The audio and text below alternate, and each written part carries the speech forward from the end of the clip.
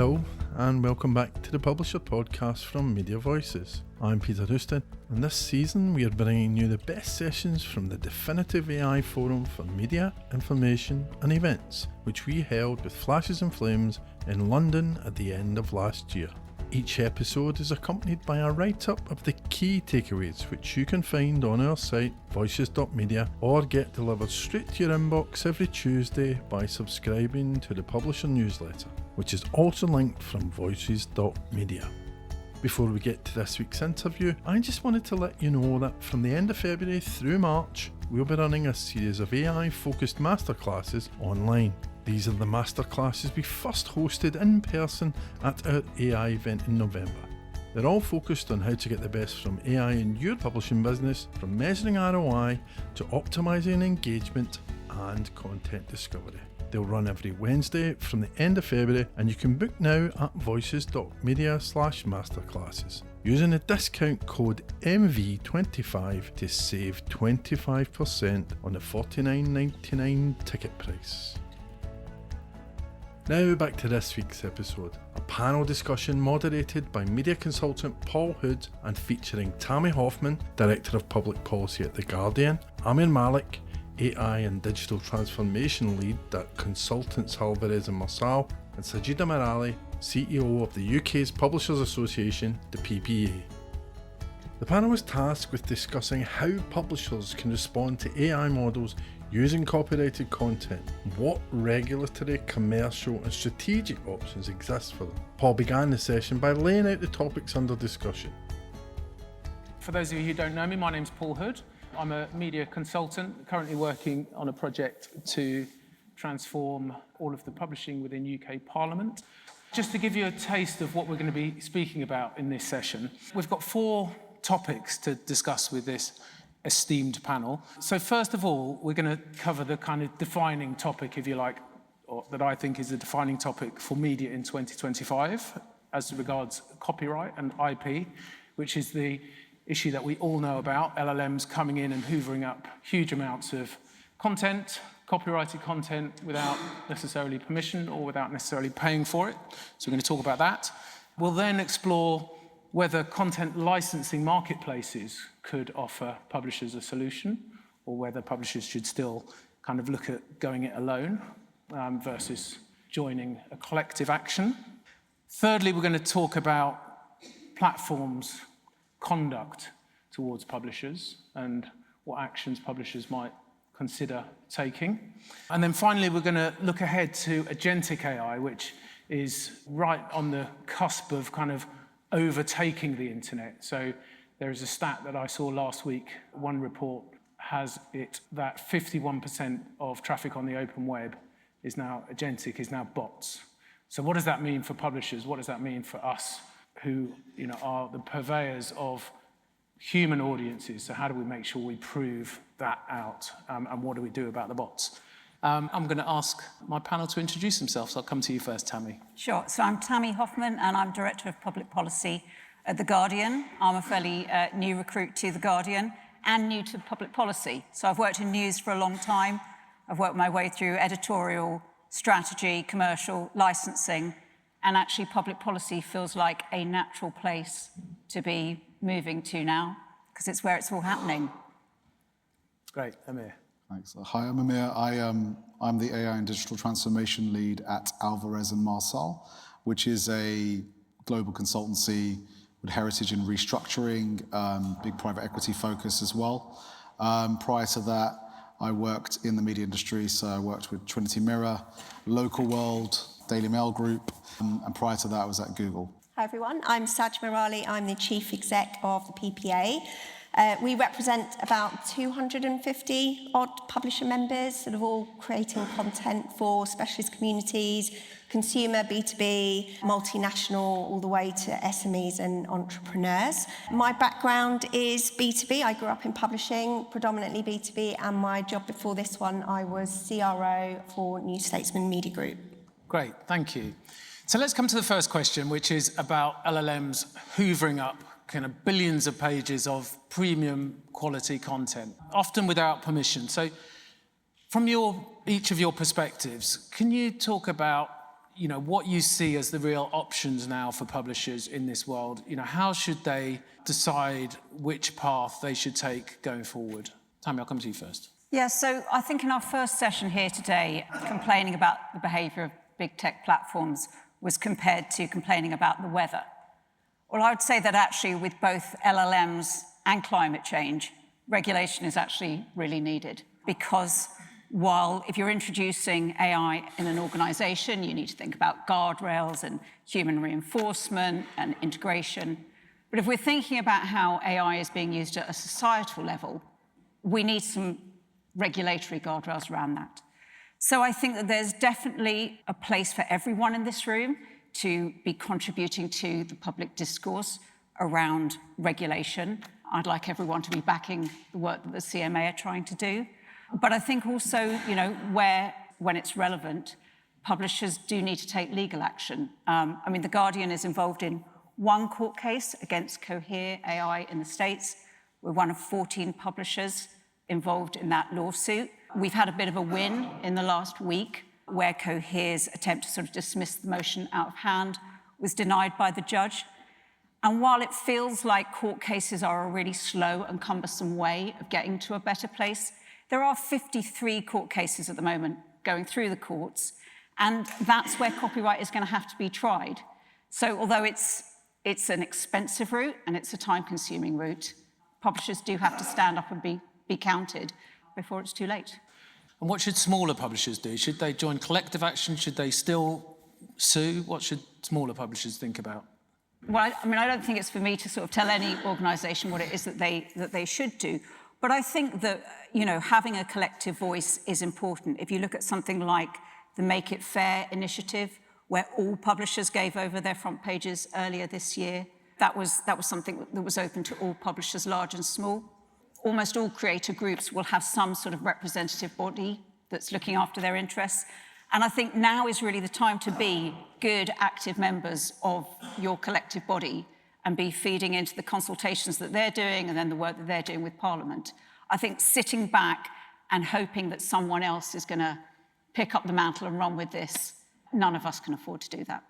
Great, thank you. Well, I'll come to you next then, Saj, because you're representing the PPA. What views are you seeing and hearing from your public? Yeah, I think there's I think proactively, what can publishers do? I think there's two things. I think definitely think about creating friction. So really get to grips with the extent of scraping that's happening on your websites and think about how you might stop that. And there are a number of technology providers that can help with that, Tollbit, Miso, Cloudflare, for example. And, we've got a room for the CEOs, MD leaders across the business. And I suppose, being a generalist and knowing enough about, a wide area of your business is absolutely important. But also, I think there's a superpower there, which is when do I need to lean in?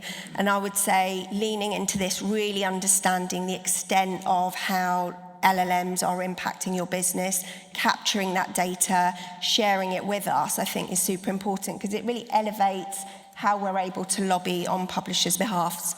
Great, thanks, Saj. Yeah, look, I think when it comes to AI, what we've done now is we've cleaned AI to the point where it performs well. So it communicates fluently, it responds to your prompts, but for AI to be effective, it needs a content base.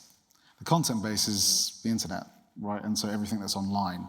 And if you remember the Google Books project, which was rather controversial at the time, Google just got every book in existence and scanned it and made it available on Google. And then on the long-term series, they've won when they were prosecuted for that and taken to court. I think for AI to be effective, it does need to train on information and data. There just doesn't seem to be any sort of commercial framework that publishers have at this point. So, I worked with a news publisher as part of a consulting project that was taking class action against one of the large LLMs. I hope they kind of are going to win that case, but the bigger picture, it's quite limiting, where AI is training off content and data to improve its responses. Collective influence, I think, is more effective. So publishers coming together is really important at this time. Google monetize your content. And publishers have been doing that now for 10 to 12 years. I'm sure Ozone and Danny and maybe some of the other big publishers can tell you about that. You know, OpenAI was not for profit. And that, to me, was more interesting. Now, it obviously is for profit. So how do you stop this kind of learning by the AI and effectively do it in a way which we don't destroy the innovation that's taking place, but rewards publishers? I don't know if there's a straightforward answer to it, but sort of case by case, I'm not sure that's going to be super effective. Okay. We're going to come on to talk about marketplaces as a potential part of the solution. But before we do, are there any questions from the audience about this kind of first topic, which I know is on most publishers' minds still? Right. This is more of a sort of counterpoint to what I've heard about scraping so far. The prevailing wisdom is that the toothpaste is out of the tube, and the AI vendors sort of, have our content, and there's not much we can do about it. But actually, these AIs are sort of retrained regularly. OpenAI will release between 2 and 3 major models every year. So will Gemini, so will Anthropic. Generally, they discontinue access to their old models shortly after. So if there's a sense that it's all given up, actually, you could probably, start blocking now and see the impact of that sort of in the coming months. Great question. I can take that. So I think there's 2 points. I think you're right, but I would also sort of define what large language models are using our content for. Yes, there's the pre-training, which I think falls into what you were talking about. But I think, especially for news publishers, our most valuable content is the content we're publishing today and tomorrow. And that's about RAG content. That's about making answers accurate and timely. And that's a kind of ongoing thing, which is absolutely sort of worth us pursuing. But I think the other bit also is that even if they have used our content, trained on it, it's all in the system, we can't get it out again. Where the money is for large language models is in their enterprise clients, is being able to sell it on to other organizations who are using their cloud services to sort of create sort of agentic AI systems or whatever. And at the moment, we don't have rights-cleared enterprise AI. And that's creating a liability gap in the market.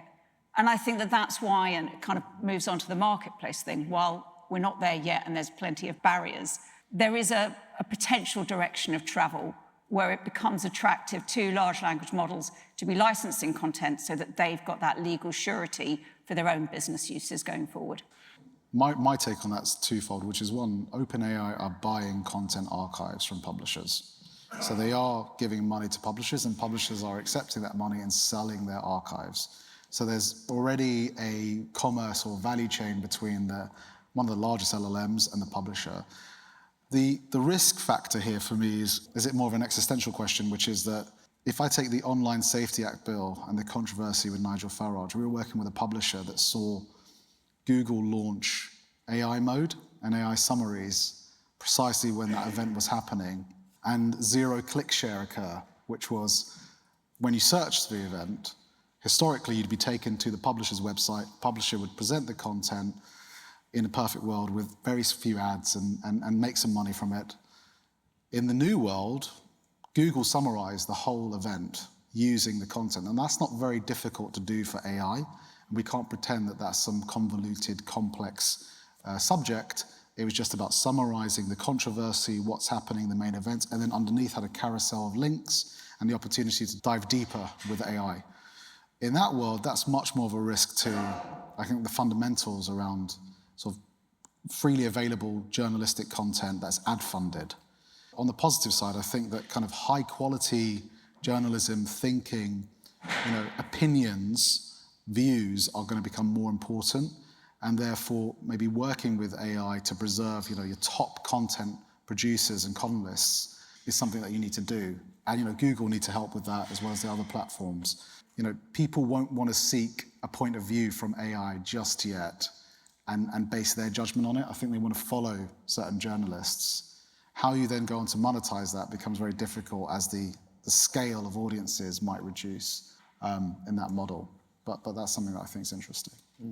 So I think there's something there, isn't there, about if the platforms are the culprits, then we must at least make sure that we're playing an active role. Otherwise, we are kind of becoming unwilling kind of accomplices. And that's, you know, the months are kind of going on and this same conversation keeps coming up. So I think it's about being active, isn't it? Okay, let's move on to licensing and marketplaces. And I'll come to you first on this, Saj. You know, everyone's talking about getting paid for this sort of training data, but we are seeing quite spotty, you know, manifestation of that. Marketplaces could be a framework. So to Amir's point, perhaps marketplaces could become a framework for publishers to coalesce around. What are you hearing from your members and what are your thoughts on marketplaces? So I think, you know, publishers have done deals, we know that, and, you know, they've done it with different platforms, they've done them to different extents with different outcomes, so that is happening. But that doesn't stop us coming together as an industry on collective licensing. I think we should remember, though, there are services that exist already that, you know, collect money on behalf of publishers and redistribute them out. So PLS is a good example of an organisation that's working with the CLA on some really interesting workplace licenses. And I think, you know, it is just about trying to create a model that is fit for purpose for that issue around training. But, you know, that the pipe work exists, and I think we should try and utilise that as much as possible. Great. Tami? I don't think it's an either or. I think you can have a world where large news organisations can go and do bilateral deals and also be part of marketplaces. The biggest problem with marketplaces is not supply. I mean, I think there's enough people in this room who'd love to do AI deals. It's the demand. It's that there isn't the right incentive scheme at the moment for, you know, most large language models to come to the market. I mean, why pay for content if you can take it for free? So, you know, this is where I think that there is a regulatory and a technical role. I think the technical bit is around some of those solutions. Cloudflare, Fastly, Akamai is about, you know, trying to put blocks in place, which I should say I think are directional rather than absolute. I don't think we're ever going to solve the problem. But they can create friction. They can start to kind of cut that supply, which, you know, will hopefully sort of bring people to the table. But I also think that there is going to be a need for some kind of statutory, mandatory backing to make some of these new standards and protocols have a bit of teeth. Because otherwise, even though we do have new standards coming in, you know, people like RSL working on standards, if all they are is a kind of best practice of this is what we would like you to do, you know, if they're not legally enforceable, they're going to have a limited impact. So I think that it's not just one thing that we need to do to make marketplaces work.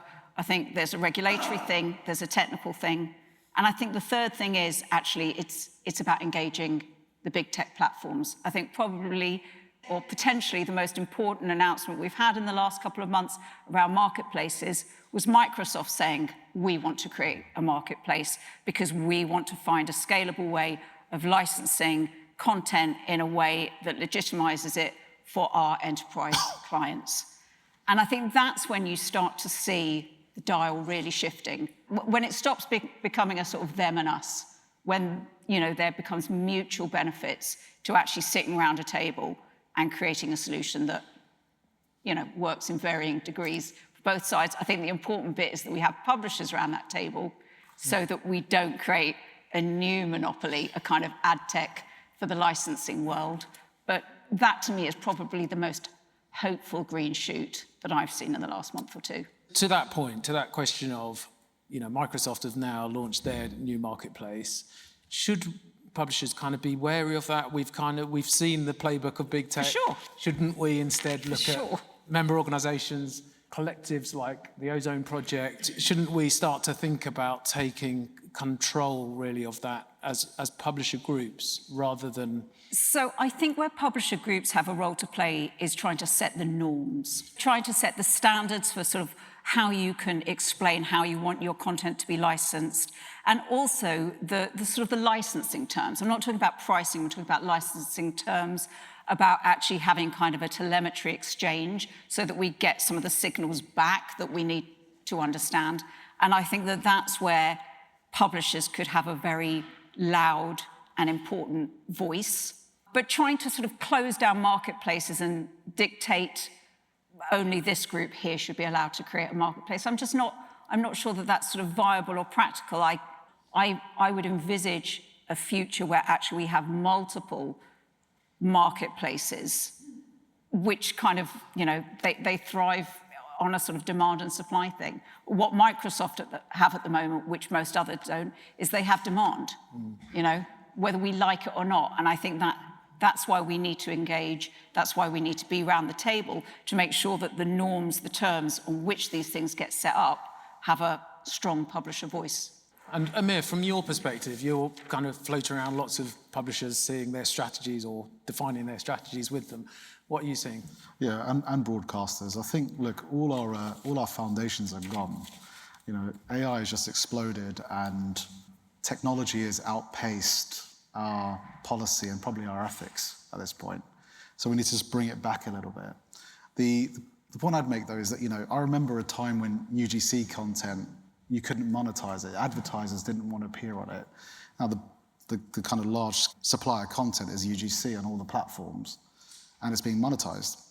There's no shortage of cash, right? So if you look at the way you sustain publishers, apart from those that are subscription-based, and I do think there'll be some winners and losers, it's an ad-funded model, and 80 cents of the ad dollar goes to a couple of companies, 100 billion quarter posting in revenue. There's no shortage of cash. There just isn't an effective rebuttal or a marketplace, for instance, or a solution, and marketplace could be one of them. I think the idea of infringement's interesting as well, because copyright infringement is very clear. You use someone's music, one of your articles. If it was copied and plagiarized by a competitor, there'd be quick legal action. But in AI, there seems to be no regulatory framework to manage this. A deep fake of any of us is actually not us. So Ashurst LLP, the law firm, literally inside the office of the platform companies, they sit there, they have desks there, thinking about ways to provide freedom of innovation for using our images. My face can be deep faked, go online, rapidly go viral, and the ICO can't pin a platform on that because it's not me, it's an artificial product. So we've got some ethics and policy to mature very quickly. But the existential question around publishers, I want to see publishers win, for critical thinking, for, the role that it plays in our society, for shaping our views, The Guardian, The Mail. But I think we've got to be a bit more, we've got to move quickly into a more collective model, and we've got to use spheres of influence to break down the lobby of the platforms to actually make them comply with publishers. If you don't do that, it's very difficult to see how you get out of this. Okay, well, that's the topic that we're going to come on to next, is platforms, their conduct towards publishers. I know, Tami, you've got a lot to contribute on this one. But before we come on to that, any questions in the audience about marketplaces, licensing content, collective action? Danny. Hi, Danny from Ozone.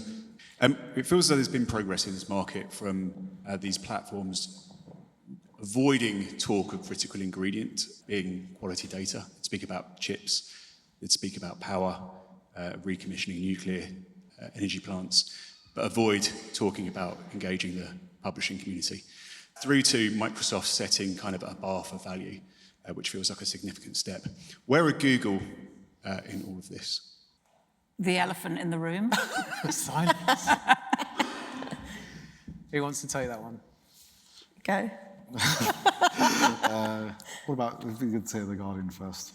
I think the Google question is the key one. It is the elephant in the room. And I think it kind of takes us on to the next bit, which is what's going on with the CMA at the moment. So basically, last year, there was a piece of legislation that was enacted, the DMCC, which was given over to the CMA as a piece of legislation that they could use to try and tackle sort of monopolistic abuses. So it took them 9 months to designate Google as having strategic market status or monopoly status in search. Now, you may ask, why did it take 9 months when Google have more than 90% of the search market? But to be fair to the CMA, I think it was because they realized how important this was and they wanted to try and do a designation that would be appeal-proof because it's so important. The reason that Google is so problematic in this space, and I'm sorry if I get technical on this, is because of the Google bot, which is the bot that crawls everything in order to surface it for Google. It's a multi-purpose bot, which means it does two things at once. It indexes for search, and then it uses that content to create its AI summaries. And as a publisher, you can't switch it off for one of those functions without switching off the other. And I think, as we all know, it's totally unviable to switch off Googlebot, because then none of us would surface in search. So where we are at the moment is that the CMA made their designation in September. No, sorry, they made their official designation in October, and we're waiting for them to announce their first set of conduct requirements.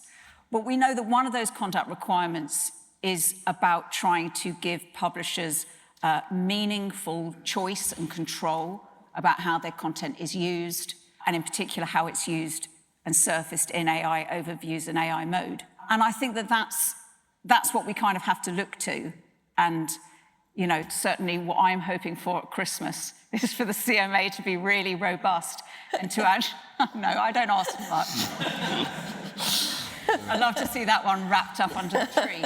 But I think it's for this precisely this reason that other large language models could sort of understandably say, well, what's the point of having legislation about bot blocking if you publishers don't block Google?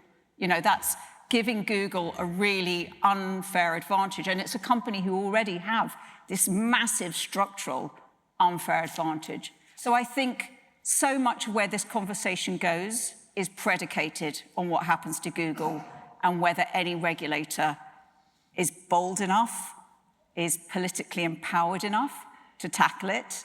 I suppose it's exciting being here in the UK, because I think we are the first country whose regulator is even sort of sounding that they might go in that direction. But if they do veer away from that and go for a much softer option, then I really worry about how the rest of the conversation evolves. Great question, thank you. Sorry, long answer. Great answer.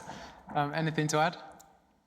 I think that the Google question is becoming much more serious for government, and government is one of the areas where, if I was to think there's 2 or 3 levers to pull that can bring down the power of the hyperscalers. One is government and regulation. Another is probably user sovereignty, so us as individuals. And the third is AI, and the AI, this kind of open AI Anthropics of the world that can eat into their share of wallet and their share of search, for instance. But with Google, I do think there is definitely an issue now around how all publishers, broadcasters are just inserts to the platform, effectively, right? And so controlling the distribution of content is a superpower, right? How is content distributed? What's the algorithm doing? This is the most powerful sort of capability to have in the online ecosystem. And then it's interesting to see the type of content that's going through the algorithm now, which is just, I think when Musk took off the filters on X, all the platforms rolled back their controls. So like flat earth theories on the rise now, and conspiracies are everywhere, and there's never been more of a need for high quality journalism than now. And the platforms are just, if it can be done, it's being done. And so for me, I think there's more that Google can do to improve the current situation with AI and publishers. And I think for them, if they did that, they could also take the lead against an open AI and their competitors in that space, right? And publishers might switch off one of the AI as part of the barter and negotiation. Good point, Saj. There is one other point here, right, about how publishers can come together. And I think we talk a lot about what publishers need, we talk a lot about what the platforms need, but the really important part of this is the consumer. And quite often we use things like food analogies, right, in terms of where there's tight regulation. You wouldn't expect to go to a supermarket and not know exactly what's in the ingredients of what you're buying. And this is where attribution becomes really important, right? As a consumer, I want to know what I'm consuming from an information perspective.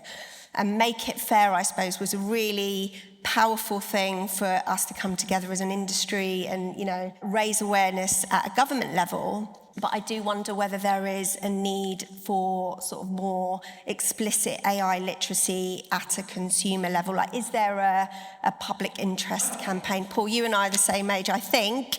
But, we were probably around when it was like Just Say No. More recently, Shelter did a thing about made in social housing. And I do think there's something really powerful about public interest campaigns like that. And I think, we have some really deep engagement with wide audiences, and to be able to come together to create a bit more literacy around, when you consume that content, what is it that you're actually consuming? Creating some awareness about that would be really, really helpful. I think that's a brilliant point you've made there. And I've actually stolen your food label analogy a few times since you talked about it on the prep call for this panel. And I do think there is something about that publishers, we have this voice, we have real audiences.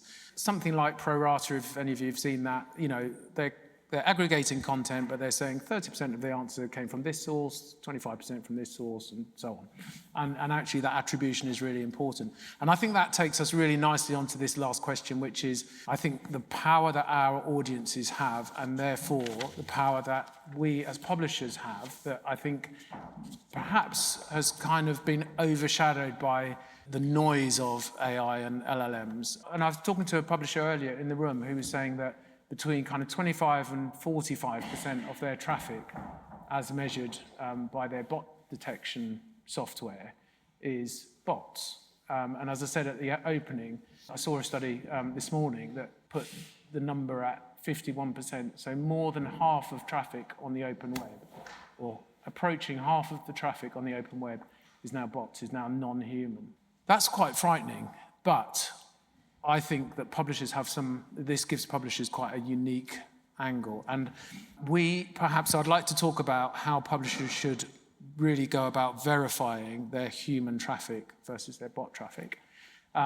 It's something that troubles us in Parliament, so all of our content is made freely available because it's a democracy, so whether it's Hansard, whether it's business papers, all of that content is available to take, and our sites are actually among the most scraped sites in the UK. But it does cause a problem because people are now taking our content and re-synthesizing it, even down to PDFs appearing of, let's say, the order paper. I've seen versions already today, because there's a lot of interest because the budget is coming up. I've already seen an example today of the order paper, which is a PDF, which was approved at 2 o'clock this morning, that is kind of circulating. That's a real problem. So one of the things that I'm thinking about for Parliament government websites is how can we ask our readers, our human readers, to verify themselves so that we can at least distinguish. The content will still be available for bots, of course, but we can then start to distinguish and get that percentage right, and perhaps start to offer a premium service for humans and perhaps degrade the service for bots. Perhaps. What are you thinking about this, Tami? From the Guardian's perspective, you've obviously got global audiences, huge audiences. How are you approaching it? And what are you thinking about over the kind of medium to long term around that issue of distinguishing your human audience as opposed to your bot audience? Well, we're really unhappy about it. I mean, the Guardian's mission, we're in a very fortunate, privileged position to be supported by a trust. But we're supported by that trust in order to pursue that trust's mission, which is to get our journalism, liberal journalism, to the widest possible audience. So the idea of supporting the open web has always been something that The Guardian has done, and we've wanted to make our content widely available. But not being behind a paywall and having our archive on the open web makes us really, really vulnerable. And we're starting to have internal conversations about how sustainable that is in the long run. I think you're seeing very similar conversations at organisations like Wikipedia and Wikimedia about, they recently put out a thing saying, please, nicely, can you use our API rather than scraping us? It would be very interesting to see whether that organisation starts to move to a more sort of aggressive stance. But in terms of what we can actually do without taking a really drastic step, which we're not ready to do, I think it's things like changing your terms of service and being really explicit about what your content is there to be used for. I think it's about supporting new emerging standards, even if they don't have regulatory backing, as a kind of show of support about the fact that you think that these things are important, and about trying to sort of support the general licensing community. We have done AI deals, and there was questions asked earlier about, do you do a deal or do you decide to keep your content back? I think we feel we want to be a loud and considered voice in this discussion, in this debate, with regulators and with the government, and to make the point that, if we want to continue to have an open web, if you don't want to have to do a capture every time you try and check when your bus is arriving, then the government's got a role to play in that, because the internet was created for humans, and frankly it's struggling under the weight of bot traffic. And it's not just publishers. There's probably a far wider alliance with retail, with anyone who cares about cybersecurity or fraud. But I think it's quite unsustainable to have an internet that's mainly there for non-human traffic. Whether anyone's listening, I don't know. Get your questions ready on that. Saj, what are you seeing? I think when you raise this with publishers, the views are quite mixed, right? And I guess, some are all up for verifying human traffic. I guess there's a question about whether anyone's sort of financially benefiting from traffic numbers. I mean, you mentioned 25 to 40%. I think, John Barnes, you mentioned you were at a conference just last week, and Reuters were quoting something like 75% of their traffic. Now, if they were an ad-funded model, they'd have to declare that, right? So that's anything from a quarter to 3/4 of traffic on the web being bots, which is huge. I think, one view is that publishers should be sort of quoting all traffic levels and then explicitly communicating exactly how much of that is human verified traffic. But I think everyone needs to be trading off the same sort of numbers. If you've got one publisher that's sort of only quoting human traffic and then others that are doing something entirely different. So I think there is an opportunity here for us to create some sort of standardized way of reporting our audience numbers. Great, thanks, Saj. Amir. Yeah, I think, is Parliament running ads? I don't know if it's running ads, so I'd be worried if it was. But publishers that run ads, they need to manage their traffic carefully, right? So they're working on a CPM or a model and PVs and unique users, and boasting about your stats to advertisers is part of the proposition from time immemorial as you go online. And they're just reeling from the kind of decline of print revenue that now the digital product's about to melt away like ice caps with disintermediation. I think the bots that are online, they're serving different purposes. But I mean, if you've ever seen a bot farm, if you haven't, you should Google it. It's quite an extraordinary sight.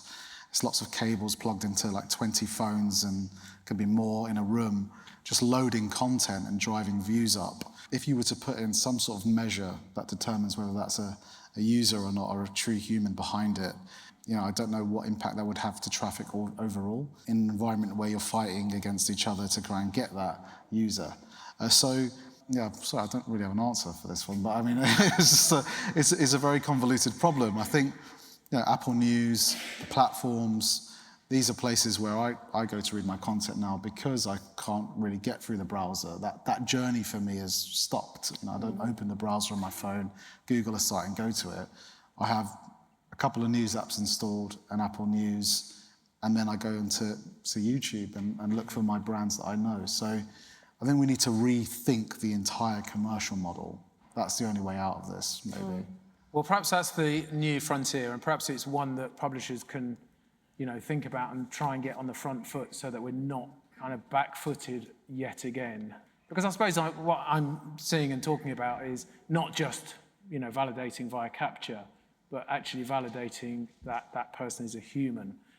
Because I think there will be, in the future, where there's an overwhelm of synthetic content and synthetic consumers, there will be a real premium on publishers being able to prove that they've got human. Maybe it's your digital ID from the government. I hope it's not that. That's it. Let's do it. Okay, any questions? We're just about out of time. Probably time for a couple. One at the back there. Thank you. Clive Marshall from the NLA. I've just asked ChatGPT what the latest UK news headlines are, and every single headline it gave me 10 UK news headlines, all from The Guardian. Have they scraped those, or have they been sold those? Sorry, what platform were you looking at? ChatGPT. So every single UK news headline they gave me, all 10 of them were from The Guardian.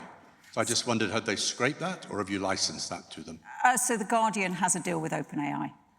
But that also could be because of you. So if I Or ask our excellent ChatGPT, journalism. I might get 10 responses from the Daily Mail. I probably wouldn't, but somebody else He's not a Guardian. it aggregates all your searches. So if you ask, where's a good destination to go on holiday, we'll start getting personalised responses based off our other history in ChatGPT as well. So maybe you're a Guardian reader or no, well, that's a...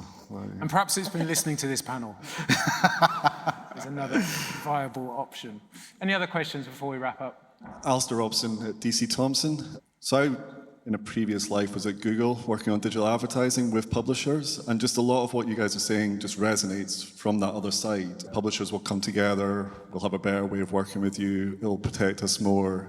Frankly, it never really happened, and obviously now there's changes being put forward by Department of Justice, etc., about how Google will play in that space now, but in some respects, the horse is long bolted from that, and it's a different game now for them. You know, they're moving forward. Publishing-based revenue will dwindle for them, and that's okay from their perspective, I would suggest.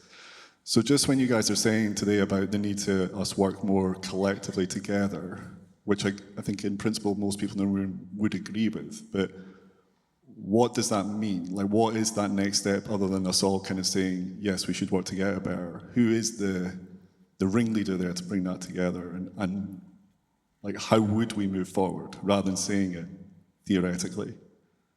That's a long question, but you get my point. Great question. Saj? Well, DCT is an engaged member of the PPA, and Al, I know you're sort of leaning into some of the work that we're doing, so keep doing that. I think, you know, we're definitely thinking about how we can get rid of that overwhelm that feels to be existing across the landscape, which is, oh my God, there are so many solutions. Where do I start? What do I prioritise? So if we can try and help to give some direction around that, you know, that's definitely what we're here for. That would be my answer to that one. Great. Any other thoughts on that before we finish? Well, just to say today, the first government working group around standards and licensing is taking place. And I think that, you know, one of the nice things about public policy is I do think it's actually the collaborative end of the news business. And I think publishers have actually done a fairly good job at putting some of their traditional rivalries behind them to try and approach certainly government and CMA discussions in quite a collective way. So it's not perfect, but I think there has actually been some quite good collective action. Yeah, I think there's a bit of a tricky component to this when you get government involved, but I do think they need to be part of the round table, if that's the term I could use, and need an independent sort of body or leader bringing all of the publishers together and organising, you know, the legal point of view, the commercial point of view, and the general kind of the rational point of view on this topic, because you can't leave the publishers to themselves and their egos and their CEOs just to sort of say, well, who should lead it? You know, they need somebody just equalises it all, brings them together, and understands the bigger battle to fight. I think that's super important now. You know, I do worry about the world in which my children grow up in and what they'll be reading and viewing on TikTok and YouTube. So we need to kind of preserve elements of the publishing industry for sure.